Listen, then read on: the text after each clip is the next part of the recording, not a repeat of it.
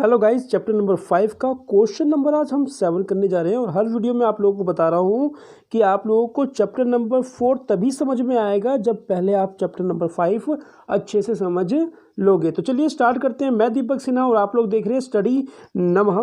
Question 7 करना है आज। क्वेश्चन 7 जरा ध्यान से देखिएगा।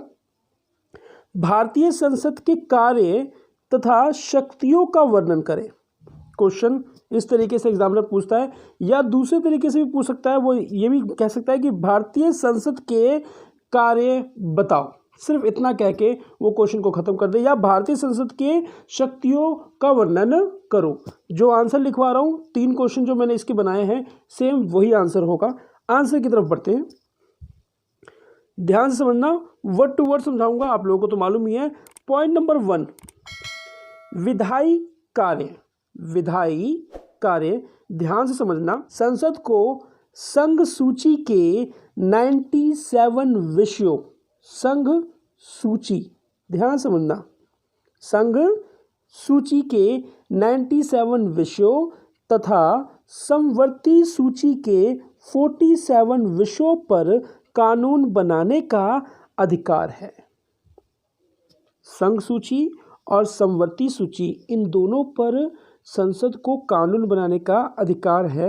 आगे बढ़ते हैं। साथ ही विशेष परिस्थितियों में संसद राज्य सूची के विषयों पर भी कानून बना सकती है।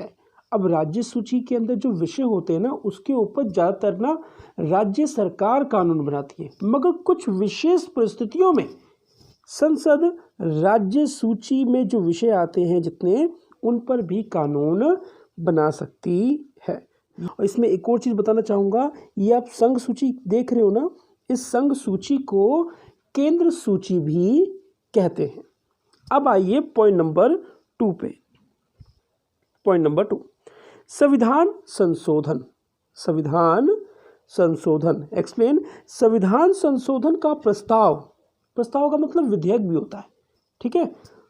फिर से रिपीट कर रहा हूं, संविधान संशोधन का प्रस्ताव केवल संसद में ही प्रस्तावित किया जा सकता है, क्योंकि बहुत ही महत्वपूर्ण पहलू होता है जब हम संविधान के अंदर संशोधन की बात करते हैं। तो इसलिए संविधान संशोधन अगर करना है तो उसका जो प्रस्ताव है वो सबसे पहले संसद में ही पेश किया जाएगा।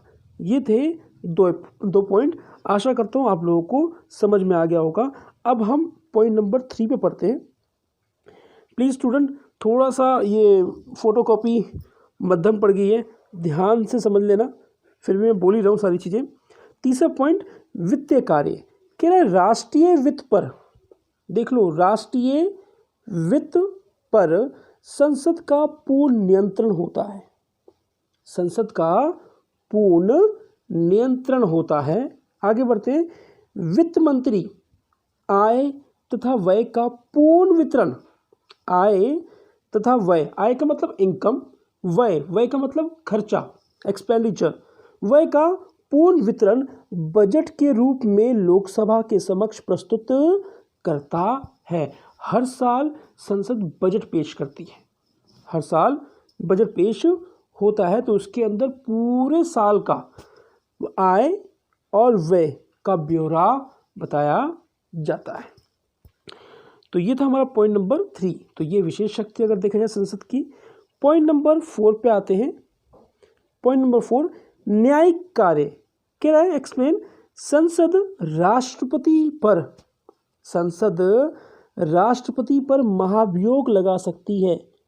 महाभियोग लगा सकती है। महाभियोग का मतलब होता है जब राष्ट्रपति को उसके पद से हटाना होता है, तो उस हटाने की प्रक्रिया को कहा जाता है महाभियोग। आगे बढ़ते हैं। सर्वोच्च तथा उच्च न्यायालयों के न्यायाधीशों को भी संसद उनके पद से हटा सकती है। यानी कि राष्ट्रपति को हटाने का भी कार्य करती है, प्लस सर्वोच्च तथा उच्च न्यायालयों के जो न्यायाधीश होते हैं उनको भी संसद हटा सकती है। किसके द्वारा? महाभियोग के द्वारा, महाभियोग के द्वारा। तो संसद की पावर नंबर 4। अब आ जाइए पावर नंबर 5 पर, ध्यान से समझना।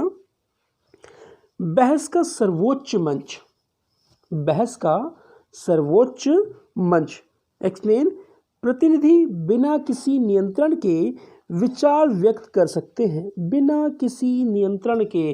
देखते हो ना आप पार्लियामेंट में, संसद में जब लोग बैठते हैं, बहस हो रही होती है, पीएम भी होते हैं, हर वहाँ वो प्रत्याशी होता है जो जनता द्वारा चुनकर आया होता है, वो वहाँ पे क्या करते हैं, बहस करते हैं, किसी मुद्दे को लेकर बहस करते हैं बिना नियंत्रण के। अब देखो बिना नियंत्रण वाला वो जो शब्द यूज़ किया गया ना, क्योंकि कभी कभार वहाँ पर गर्मा गर्मी हो जाती है, कभी बहस इतनी बढ़ जाती है कि लोग एक दूसरे पे हावी भी हो जाते हैं, तो इसलिए कहा जा रहा है कि, फिर से रिपीट करता हूँ, कि प्रतिनिधि बिना किसी नियंत्रण के विचार व्यक्त कर सकते हैं।